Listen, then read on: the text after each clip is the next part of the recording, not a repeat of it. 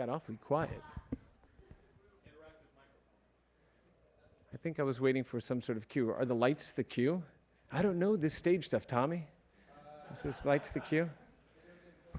Video Games Live. April 7th, the Strathmore. It's April 7th or April 10th? April 7th. 2 shows, back-to-back, double feature. Bring the whole family. For those of you that don't know, since I guess we're waiting, is for those of you who haven't experienced Video Games Live, how many of you have experienced Video Games Live? Very good, very good. If you want to introduce your family to symphonic music and a beautifully orchestrated time, definitely go check out Video Games Live. It's a wonderful contribution to not only the art, but to the music of video games. So, Tommy, thanks. I think we're getting ready to start. So, how many of you sat through the other panels? You don't have to hear me talk anymore. I'm going to do a brief introduction here. In preparing for this exhibition, which has been personally extremely rewarding, and as I've said in other places, it took 3 years for this exhibition to occur, or to be created, but I've been waiting for this my entire life. And there is, when I look back at playing games and understanding what they meant to me as a kid and somebody growing up, trying to understand what computers meant in the world and the ability to tell stories and to interact, there was a system that before my Commodore VIC-20, which allowed me to program, although I did try to program BASIC on it, Nolan, there was a system called the Atari VCS.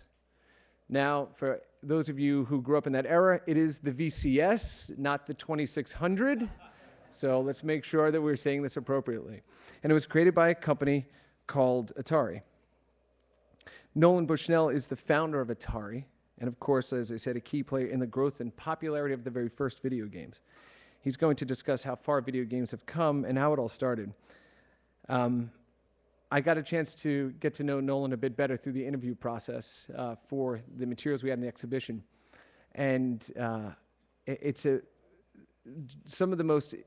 all of the interviews actually for this project turned out to be some of the most insightful and very personal interviews I've ever conducted or ever been a part of with so many of my friends in the games industry. And it was just, I have no other way to say it, Nolan, but it just kind of transported me back to being that kid again and kind of, understanding the amount of myself that I wanted to pour into the games. And to that end, Nolan signed this for me.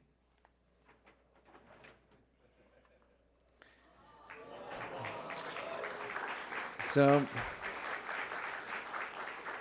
what you're looking at, this is actually a Pong system board from probably 1971. And on the board it says Syzygy, which was actually the name of Atari before it was Atari. And so, Nolan, this has a huge place of importance within my personal collection. And I thank you so much for taking the time not only to sign this, but to have helped create the machines that let us explore the wonder that we had growing up playing video games, and for all your contributions to not only the games industry, but to the world at large through these things you were able to bring to light. I welcome to the stage Mr. Nolan Bushnell.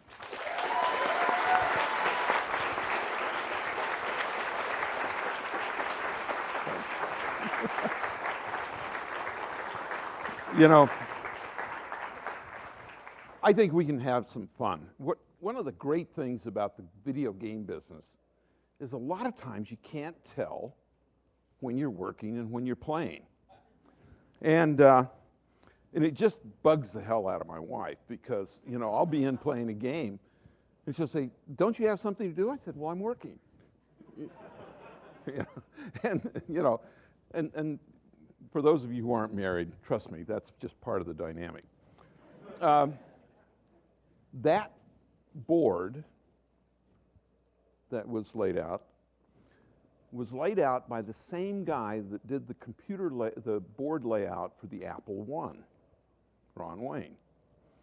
And I had forgotten about that link until just now, and I just thought I should bring that along. The early days of video games, we didn't call them that. The first time I heard video game was at the trade show after we'd already sort of built one. Started my career as a carny. I worked at Lagoon, and it's an amusement park about halfway between Salt Lake and Ogden, Utah. And we had regular stuff. And I was pursuing an engineering degree at the University of Utah. Going into the actual formation, this is Willie Higginbotham's Tennis for Two. And it was played on this screen, and it was relays and capacitors and oscilloscope. And that's really the first time anybody played any kind of a game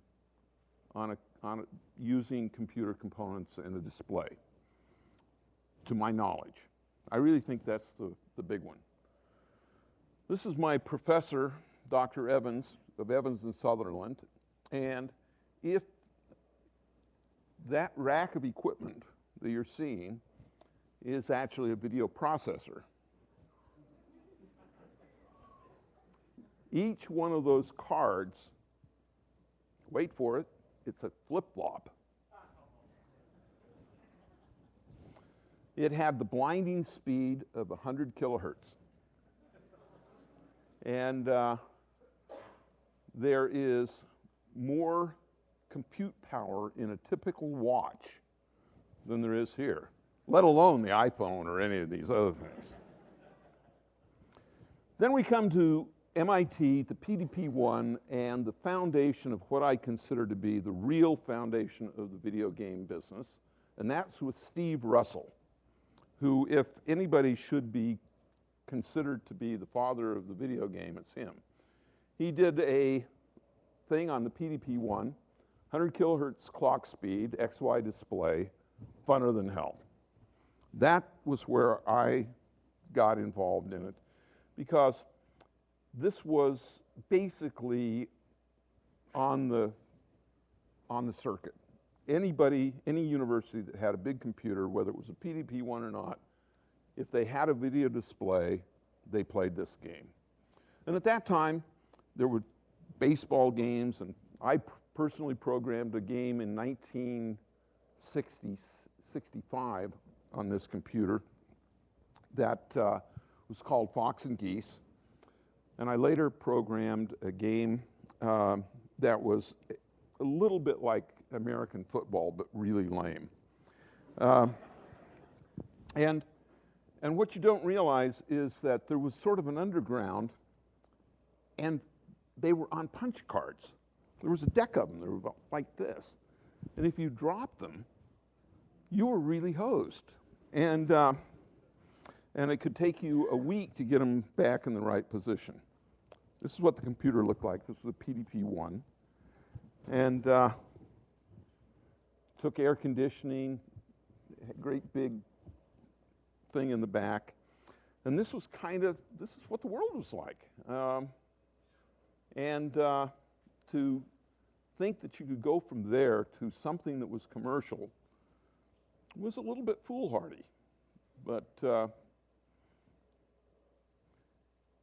in 1969, this was the state of the arcade business. And this was a game, a driving game, and it consisted of like electromechanical slide projectors. And this was the image, and the thing spun around, and it looked like the road was turning. And it was fun. That thing made a lot of money. And then, this is what the technology was. Not a solid state device in place. These were all relays and various things. And to keep it running was really hard. They were Rube Goldbergs. Then there was a thing called Computer Quiz. This was another slide projector. This was a trivia game. Not a computer in sight, but it called it, except for the name. That's kind of the state of the thing. Then I had this big idea one day when a mini computer came across my desk for $5,000. And I thought, wow, I'm going to do Space War on for an amusement park arcade. And my idea was I was going to have 4 screens with 4 coin slots, because the games cost about $1,000. And I figured amusement park, that sort of thing. And I started down that pathway, and the computers were so slow that they couldn't refresh fast enough. And so I kept building these little circuits that would take over in hardware what the computer couldn't do. And I'd keep running out of time, running out of time, and I finally abandoned the project. This was in the fall. This was, I was going to try to get things really done by the Thanksgiving holidays. And then I had the epiphany: throw the mini computer away. And it turns out all the hardware to interface with the computer, it made it really easy, and then we got the circuits going, and bingo. And then to make things even worse, there's such a thing as too much innovation. I decided to do a fiberglass cabinet. I molded it out of modeling clay and that sort of thing. And when we took it to the trade show, man, everybody was baffled. They didn't know what to think about it. The girl in the brochure was a stripper that was down this, which is a whole nother story.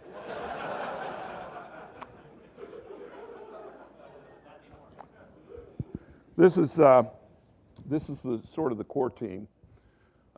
This is Ted. He was my partner. We worked together and did computer space. This is Fred, who was our first CFO, who got fired under a cloud. And this is Al Alcorn, a really, really smart guy. And in fact, I get so much credit for stuff that Al did. But I get the credit because I had the polka dot shirt. Magnavox Odyssey came along about the same time. And it turns out that Magnavox, I'd been the only guy in the video game business for about 2 years. And all of a sudden I heard, they got a video game in Burlingame. Well, it scared me. Had to go check it out. I went up and played the game. I thought, boy, this is really lame. But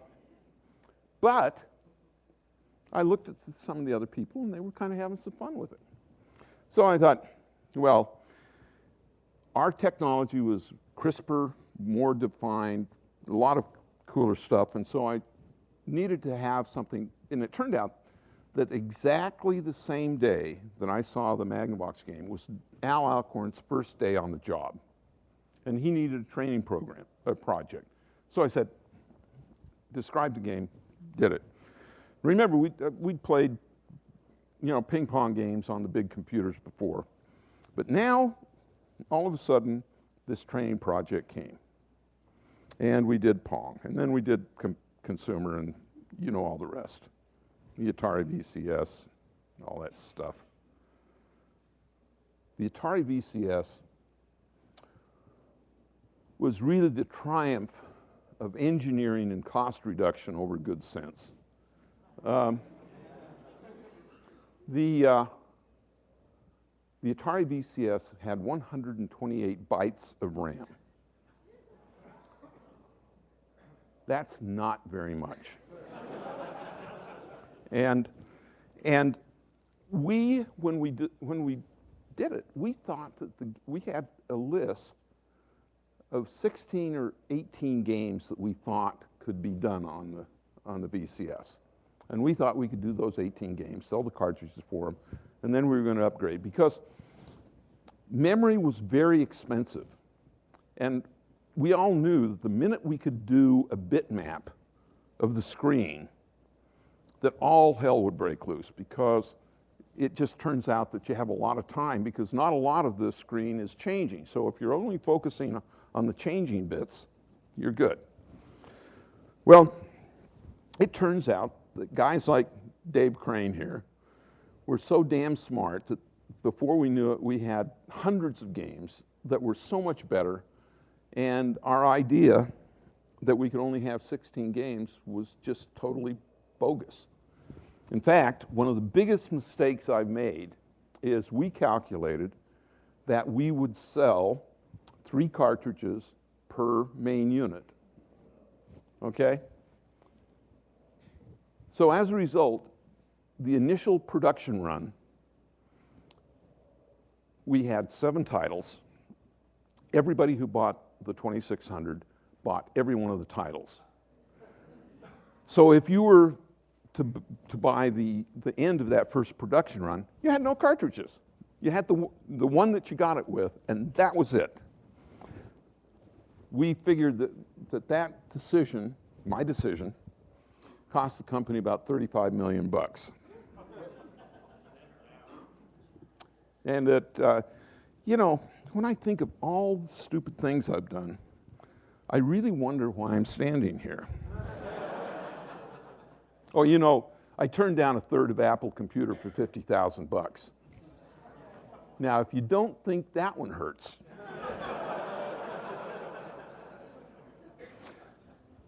What a lot of people don't know is that Atari started out with no money. Nobody thought the video game business made any sense. It started out with no processes. It started out with a garage shop, which was a good thing because we could build Pong in a garage shop. The problem was anybody else that had a garage shop could build a Pong too. Of the 150,000 Pong games that were sold, Atari only did about 30,000 of them. We got out-whacked in our own business. And we decided that the only way that we were going to survive, because everybody else had factories, they could actually build stuff in big numbers. And I can remember Al Alcorn, when I told him we were going to go to 100 Pongs a day, he thought I was absolutely nuts. I said, well, if you can't do it, I'll find somebody that can. And he found a way to do it. That was my tricky way of, that's about as mean as I get. But we out-innovated them. And ultimately, one by one, we bankrupted every one of our coin-op competitors except the really big guys. How did we do it? We tricked them. Video games, coin-operated games, have a very short life cycle. 6 months, maybe a year. And so, anybody who was copying us, they would have a certain lead time. And we figured out that if we could mess with their brain, it would work. So get this. We had the semiconductor guys mismark some of the parts, but with part numbers that represented a different chip. And so anybody who was copying us, they'd copy our board, they'd buy the parts, they'd plug them in, boards wouldn't work. Hopefully by that time, they'd filled their factory full of cabinets and all that sort of stuff.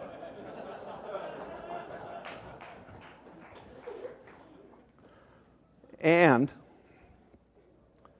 if they copied the wrong game that had a short thing, all of a sudden, by the time they got it figured out, there was no market left. Meadows game, toast. Remember that one? We had the temerity to buy a case of champagne when they declared bankruptcy and had a party around their front sign. We were young, exuberant. Anyway, if you can't have fun, why not? So creativity became a serious defensive weapon. And how do you really get creativity? You drop risk, or you be willing to fail. Figure out a way to keep failure from being deadly. And so we figured out ways to fast track. We invented just-in-time inventory before anybody did, and it worked like a charm. And this is where I started and said, any idiot who has ever had a shower has had a good idea. It's what you do when you get out of the shower that matters. And I want to make sure that everybody knows that. The spark of innovation is more than just a light bulb going off. It's starting to own your idea. And how do you start to own it? You start by having the idea in the shower. When you get out, you write it down. You start researching it. You find out if there's competition. You start figuring out the economics. You figure out how it works in the marketplace. And slowly but surely, you walk up to where pretty soon you start to own the idea. Anybody that says, somebody stole my idea, I said, no, they didn't. You wasted your idea by sitting on your butt. You don't own the idea until you capitalize on it. Who knows what this is? Bingo. This just happens to be one of my favorites, and I just thought, this is really crappy graphics. But you kind of know what's going on. Big explosions, cities that we're defending, missile command posts.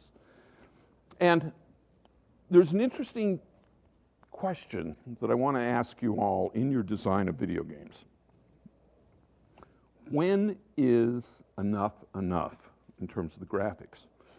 Because tournament chess players will never, ever play with anything other than the standard game because they don't want any ambiguity introduced into the game in terms of the shape of the pieces. I'm sure you've all played chess with a thing where the pawns look like bishops. You know, not a fun game. So what we did, all our games incidentally were casual early on. Remember this puppy? I've got to tell you a story on this one. We hooked up a coin-op version of Combat, which was called Tank, and we put electrodes in the handles. And whenever you'd get hit, you'd get a shock. We thought that was really a cool idea. And we thought, well, maybe some people won't like it. And so we put a knob where you could sort of wager your pain. All the way from 0 to pretty painful. In market tests, we found out we might as well put a switch because people were either all in or all out. But the other thing we found is that just even though they could turn the switch off, the revenue in the coin-op world on that machine was about 1/3 of what one that didn't have that feature on it.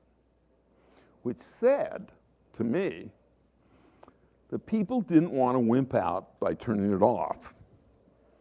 They just say, oh no, I don't play that game. Interesting psychology. The wimps. This is a game that is so baffling, I don't know why. David's sitting down here, you've heard his stuff, but David is a great human being and one of the brilliant game designers who Ray Kassar pissed off. But that's another story. And he went off to Activision. It's what I call an alienation of affection. You know this one? Great game. Did you know that Namco purchased Atari Japan? That's how they got in the video game business. It turns out that we were young and dumb, and we had problem getting distribution in Japan, as a lot of companies do. So we said, okay, we'll just go set up our own. Not realizing there's such thing as currency controls and things like that, we basically took suitcases full of dollars over there and turned them and got the thing going. Took about a year for the Japanese government to figure us out. And we were in violation of about 140,000 laws. So we decided we better sell this puppy and get out while the getting's good, or we will find ourselves in some kind of a Japanese prison. And we sold it to Namco, and they did pretty good with it. We sold it to him in 1975, and of course they made so much money on Breakout. I shouldn't tell this story, but I'm going to. We had the deal where we would ship them circuit boards, and they'd put them into whole games, and so we'd make some profit on the circuit boards. Well, of course, they cheated and started making some of their own boards, and we figured that we sold about 10,000 circuit boards into Japan, and there were about 80,000 breakouts made in Japan. So I don't know why they thought we wouldn't find out, but we ended up getting a settlement, and anyway, that's another story. Of course, Namco did Pac-Man, and this was our wonderful version of it on the 2600. Barely. If you really want to see a bad one, though, you should see E.T. Okay, now, this was after I left. But when they released E.T., they released more cartridges than there were players. Now think about that for a minute.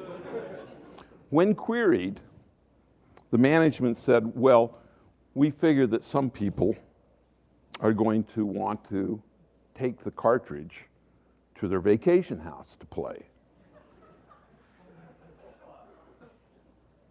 And they're going to play it on what?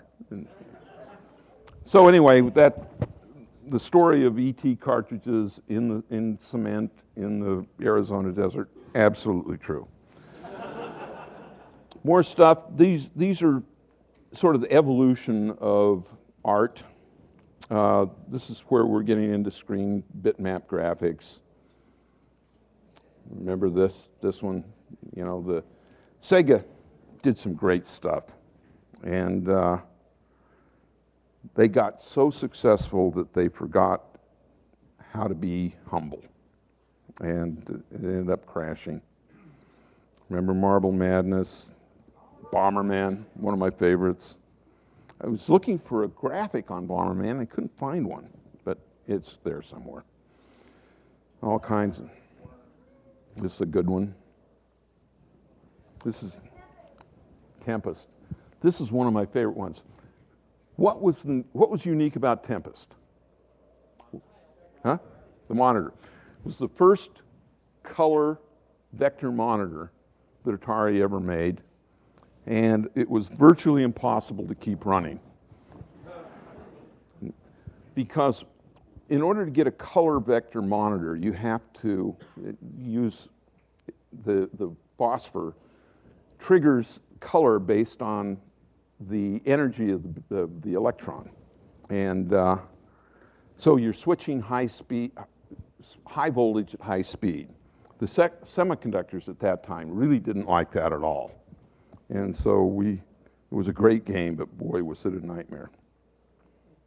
I love the game. Then we come into, who knows what this is? Mafia Wars. And you ask yourself, is this a game? Or is it drudgery? I mean, did anybody else besides me start playing some of these social games, Mafia Wars, things like that, and you say, I'm tired of this. This is work. This isn't fun. After I, but understand, this was after I'd played it for about a month. So, I was trying to figure out what the thing was, and yeah, did I get sucked in? I did, but I was really mad at myself. Mafia Wars. Then we have SimCity. And, SimCity was a great game. I love Will Wright, good guy. Look at this one. I mean, this is good stuff. And then we have Farmville. And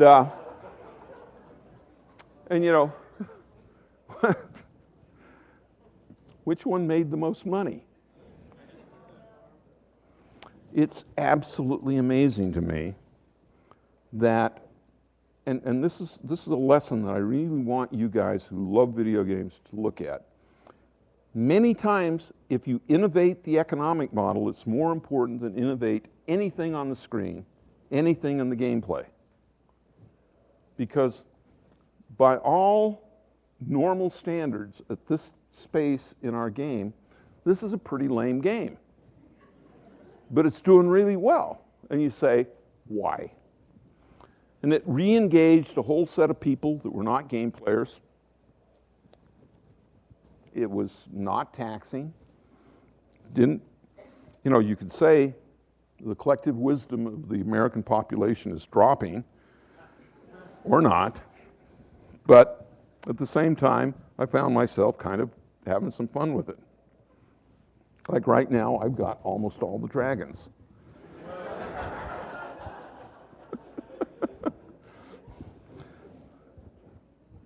There's a couple of them that are hard. No matter what you do to breed them, the egg comes out wrong. So don't play this game. We have Madden. I mean, look at this. This screen right here is why I do not believe there will be a next generation console. Why? I believe it is really bad marketing to say that my photorealism is better than your photorealism. And that's pretty damn good. I mean, the difference between that and an HD rendering of that same image is de minimis. So to spend $300 on a go-fast processor that'll overheat and break, that was a nod to the Xbox. We can have some fun with this. But look at this. This is really good stuff. And the fact that you can get pixels and mesh to do this, I know how hard this stuff is, and I couldn't do it. And my hat's off to the genius that is the video game business today. Isn't that wonderful? I'm just proud that I had a little bit of part to it, but these guys have just gone hog-ass wild. Now, it turns out that I have the patent on this, or had it. It was a game called Stompin', and the idea was to squish spiders. Didn't do nearly as well as this puppy. And Nolan, yeah. I own one. I have a Stompin' at home. Which is more fun, this or Dance Dance Revolution?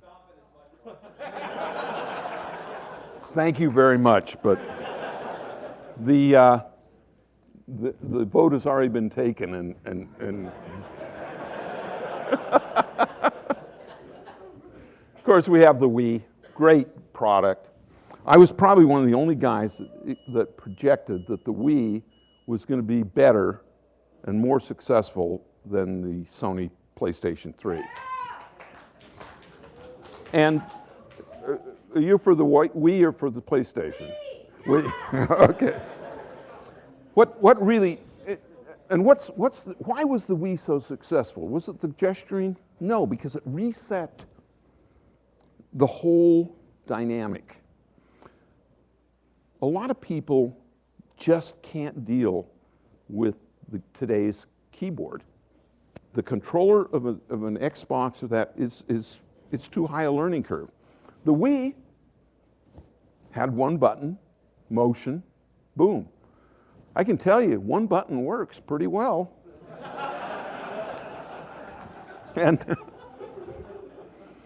and the activity, and you know, and anytime you can advertise with a pretty girl, you're going to do something.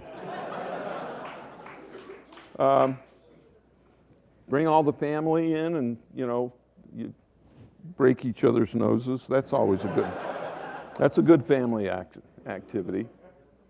But let's talk about some of the crazy stuff coming. What is this?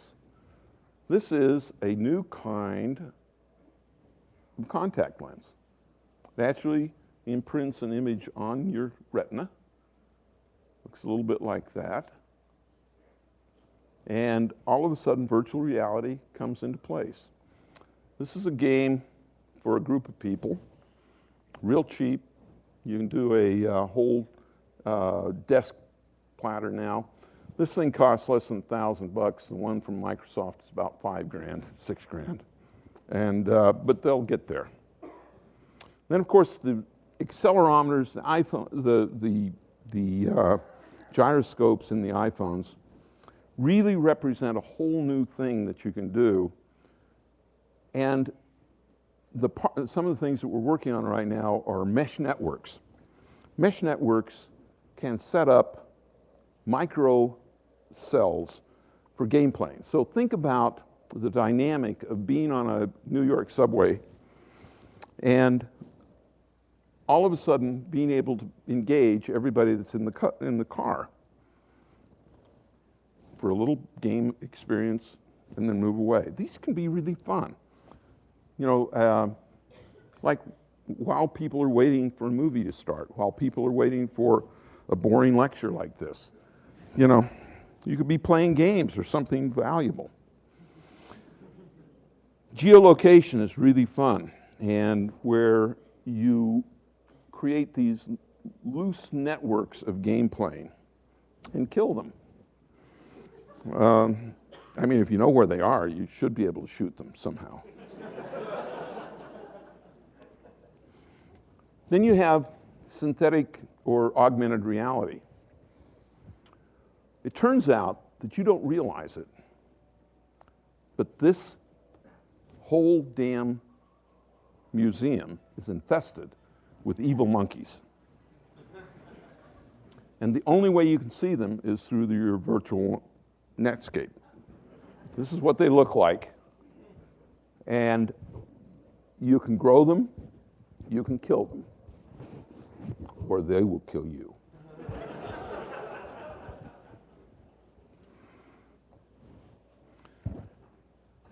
Turns out that there's all kinds of interesting game structures now for public places. This is a game, a really cool game. And I believe that you're going to start seeing a lot more of this. This is a game. This also happens to be at Burning Man. How many of you have been to Burning Man?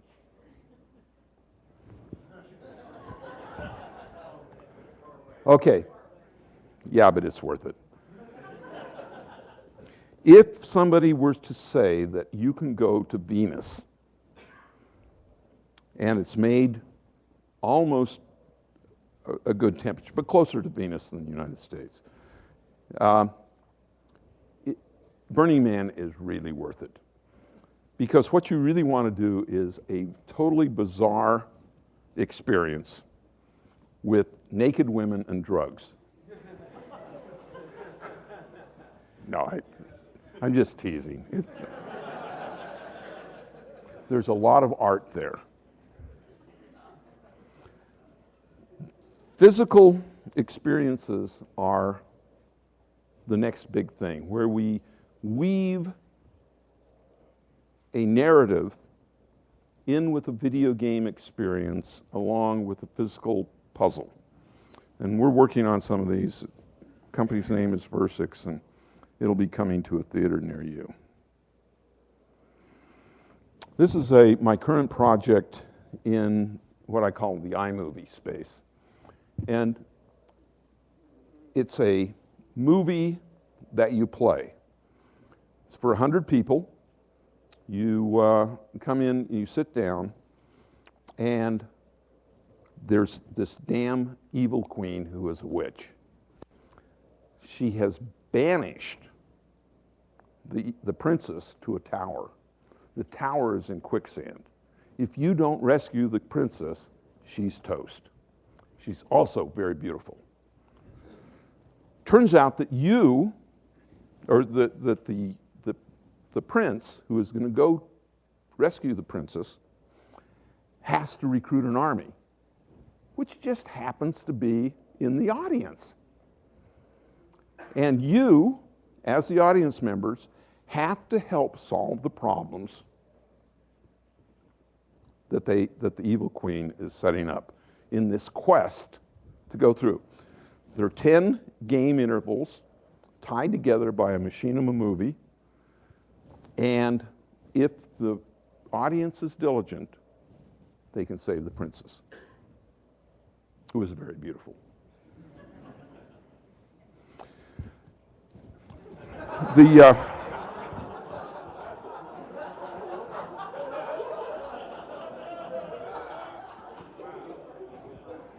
Augmented reality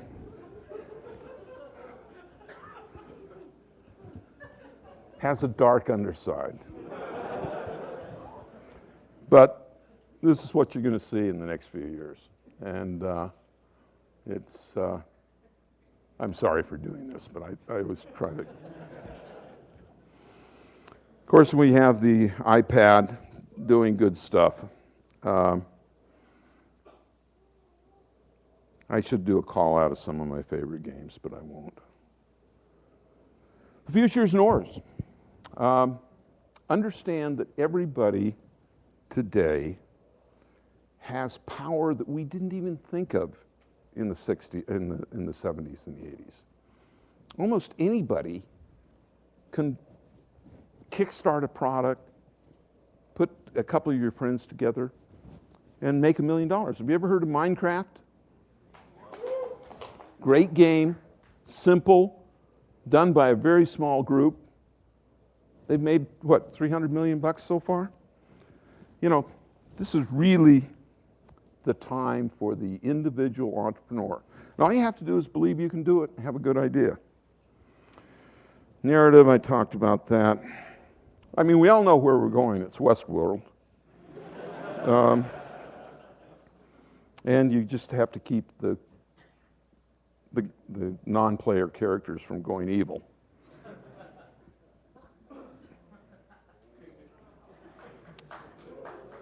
There was a great scene in that, but I'm not going to talk about it. And that's kind of it. What I want to make sure everyone knows is how much fun it is to live a life in which you can't tell the difference between your work and your play. The video game business allows you to do that, and you're bringing happiness to a lot of people. And the technology is really powerful. I'm currently working on a couple of projects. Go into BrainRush or speedtolearn.com or Wordplay. We believe that we can teach high school curriculum, 4 years worth of high school curriculum in about 6 months using game technology. Can you imagine what it'd be like to go to high school and never have a minute that you're bored? I believe that that's not only possible, but it turns out that when you're not bored, things get sticky. The other thing is that when you are having fun, you're more receptive to learning. When you're curious, when you're getting it right there, and we can create a brain map of everything that you know. Scary, huh? And make sure that there is nothing presented to you in which you don't have the underlying fundamentals.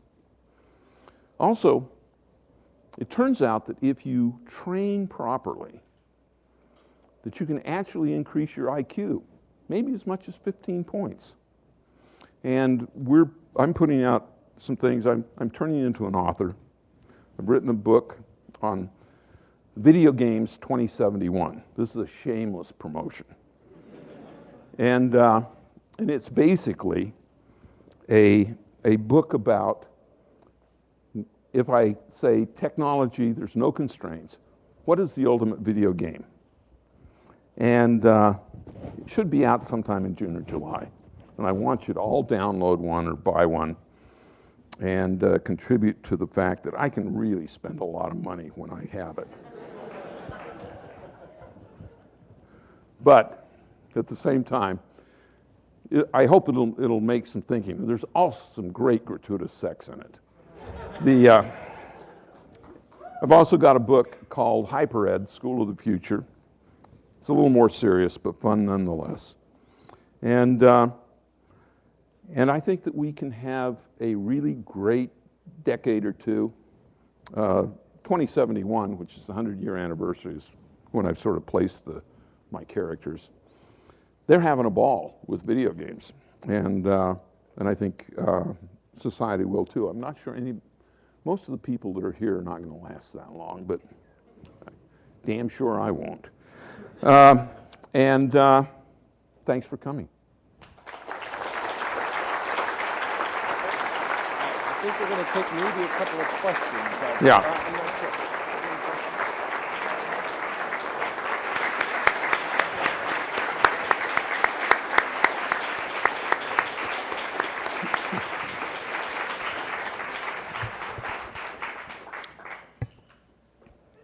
Q&A? Actually, Presentation. the guys from Twin Galaxies have something for Nolan. So we have a Walter or special Billy can take it presentation, away. right, from the folks at Twin Galaxies. So Nolan, if you could kind of maybe step into the middle of the stage here so we can better see this, I will go ahead and make sure that we turn the mic over to, well, the two gentlemen that just escaped through that door. So if you could...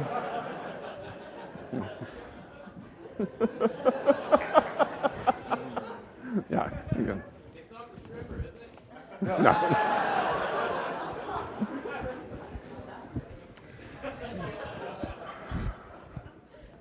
Do you have it, Walter? Does this work? Is this working?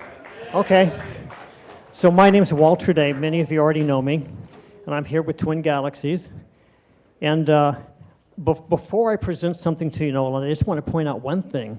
That, see, Nolan's been in the industry for over 40 years. I've been in the industry over 30 years, and a whole bunch of you have been in the industry just as long.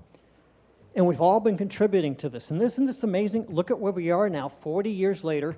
We're here in the Smithsonian. So I think we should give ourselves a round of applause. Yeah.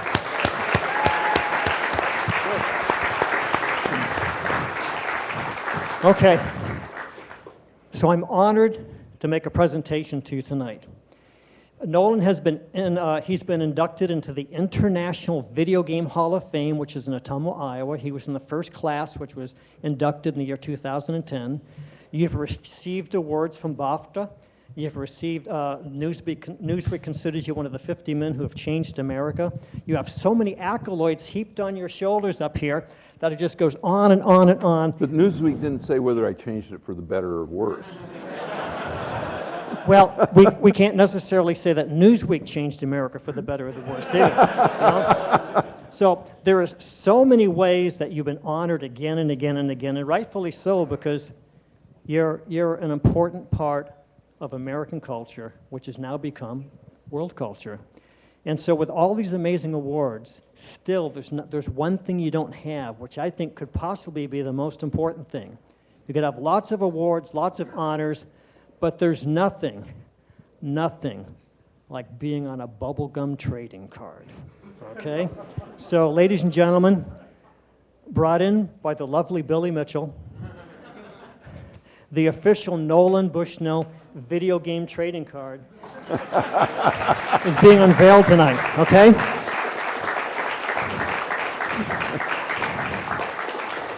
So it says number 165 here, and I got into an argument with someone about that because that shouldn't it be number one? And what I did is I researched Topps baseball cards that, I was very devoted to Mickey Mantle. Remember Mickey Mantle? Well, so I wanted to find out how Topps numbered these cards. So I looked up their old list of, their baseball cards, for instance, from the year 1960.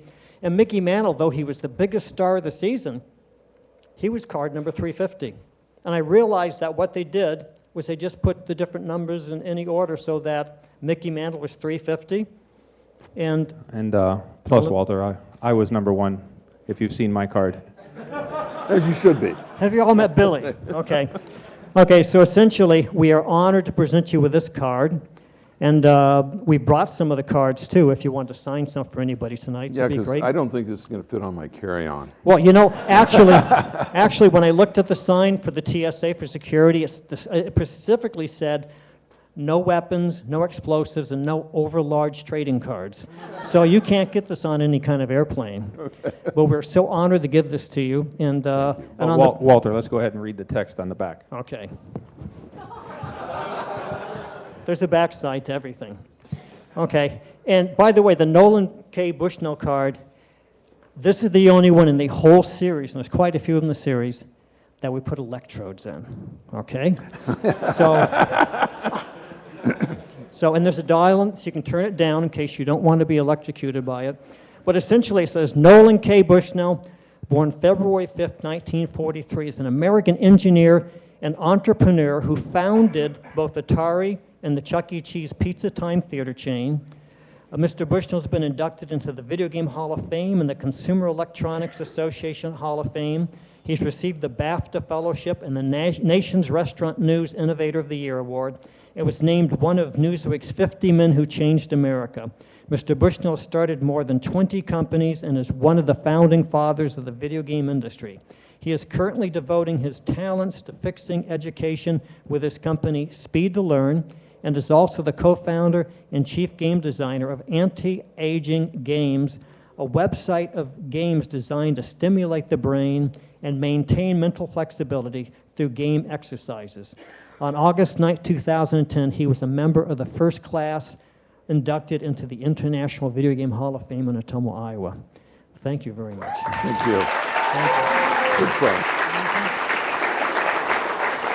Well, thank you very much. I think that, quite frankly, a trading card represents another dilemma. When we turn it into a game, do you want it to be a rare that's powerful? Or do you just want it to be one of the ones that get used a lot and dog-eared? I think it's... That is complicated because... It's complicated. Do you want everybody to have your game? Or do you want, your card? Or do you want everybody to be fighting over having your card? Exactly. It's one of those... It's kind of this problem where you can be trashy but popular. Has been proven over and over again. Or you can stand for something and people will just sort of ignore you. So I don't know. Like Farmville. No. Good fun. Thank you very much.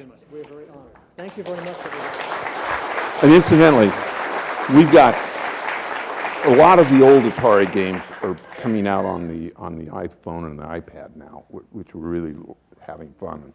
Atari is actually looking like they're going to get their act together again. So who knows? Very cool. Very cool. Let me say one last thing. To me, this is very important. Now, Nolan Bushnell's gone through the whole cycle of his own life, going through all his own adventures and having his own dilemmas, his own amazing victories, his own amazing obstacles, lots and lots and lots of stuff you've gone through to be here tonight.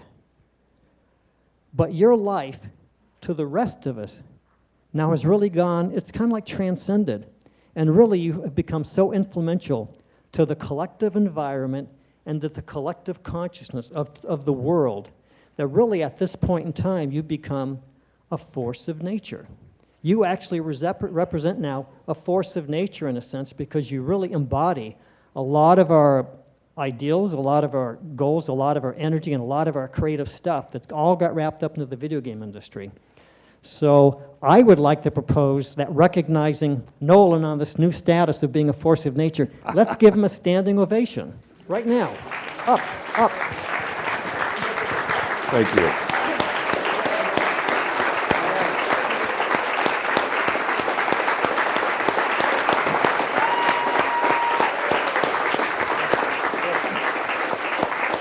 The only thing that I want to add, though, is what have I done for you lately? And I think that if I do it right, the best chapters yet to be written. Because I think some of the stuff that's coming up is going to be so much more fun than any of the stuff that I've done in the past. Well, I like the stuff about the anti-aging games, and I like the stuff about, these. Oh, yeah. Because, We're knocking on that door. well, speak for yourself. Okay. So it's incredibly important to do things now that really get down deep into healing people. Because some people say games can be rough on the psychology, could be rough on the physiology, and it's a very, very brilliant vision to be thinking about how to create games that are healing and energizing and also developing creative intelligence. So that, I completely take my hat off to you. Now, look at the color of this guy's hair. I had hair like this and a beard like this at one time. When I saw all those pictures, I never saw it. No, trust me, it was there. Well, on a serious note, I wonder what it says about Nolan. When he first did this, he didn't tell you that he did do it. He did want to make money. But now he's come to a point in his life where he wants to help educate people. He wants to help And make heal money. and make money. And heal people And make money. and make money. Yeah. And I know, and you mentioned the pretty girls And make money. many Oh, times. no. Okay. But it sort of brought you to a new level, maybe spiritually. Okay. Maybe the legacy that you want to leave behind you. Well, here's the thing. The legacy will write itself. And if you create new powerful things, that's good enough. The rest of it takes care of itself.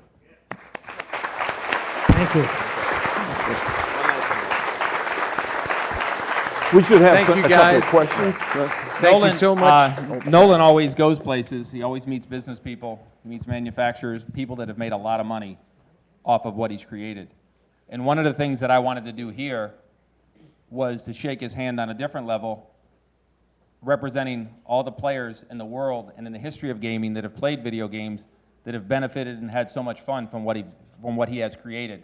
So I guess that's why I'm here, is actually if we could give him one more round of applause for what he did for each and every one of us and the fun that we had. Appreciate it. Thank you. Guys, thank you. It was awesome. Thank you. Do we have time for... I think we're done. We're going to head on up. So that is going to conclude the program for this evening. And I want to thank everyone for coming out. Thank you to the guys at Twin Galaxies for coming. Thank you for Nolan for this incredible talk this evening. And we hope you will all join us to watch Tron in the courtyard upstairs. So let's head on out and up. And thank you all so much for attending the programs today. Good fun. Not much of a QA, I guess, going on.